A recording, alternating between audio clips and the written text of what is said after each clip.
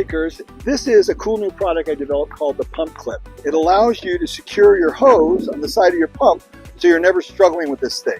It's a really cool product. It's really easy how to use it, and it's made out of a durable nylon material. It'll last forever, super strong, won't break, really flexible. A silicone band, you put it around the backside like that, and then you stretch that around, and in seconds you've modified your pump and made it a lot more friendly to work with. I recommend bringing the clip up to the front like this, and then once you've got that, you put your first hose in that side, put the other one in that side, and you're done. Now the beautiful thing about that, it also holds the handle from coming out as well, which is a great feature.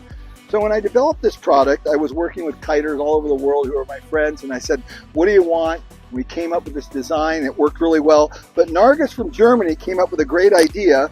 She said, you know what, Paul, I want a place to put my leash.